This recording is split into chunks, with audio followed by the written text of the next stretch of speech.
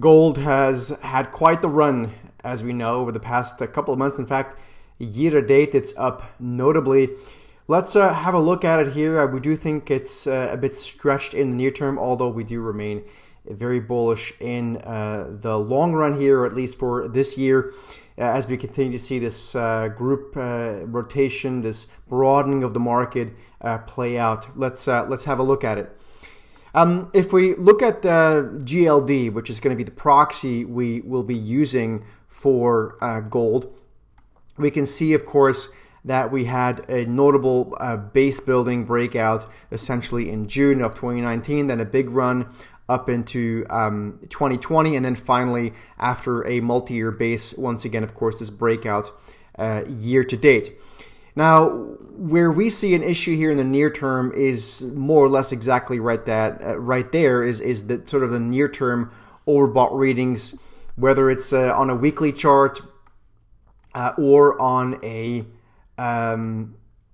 daily chart. It doesn't matter. Momentum is really quite overbought here. It doesn't mean it can't go higher immediately, but for the most part, we are quite stretched here. Same thing over on the daily chart. So what we see here as a most likely path is some sort of consolidation. Doesn't have to be a move all the way back down to the low 190s, but some sort of consolidation phase, and then ultimately we'll probably get another bid here this year.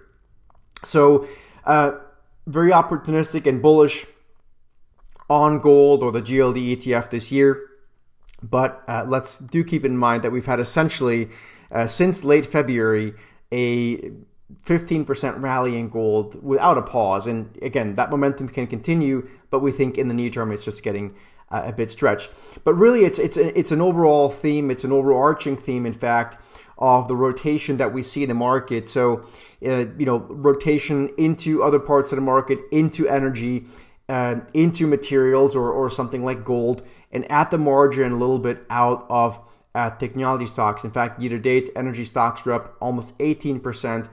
Technology stocks are up about 6 and change. And so this sector and group rotation we really think is going to continue to be the theme this year.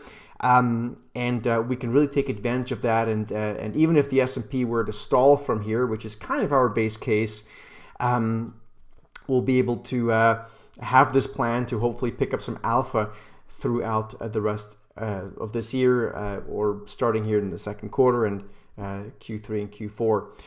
If you're interested in that kind of stuff, we'd love to teach you how it works. We have a research call on it this week. You can find out more about it on the next screen or down below, and we'll teach you exactly what our strategy is for this rotational type of strategy using ETFs, equities, or even options.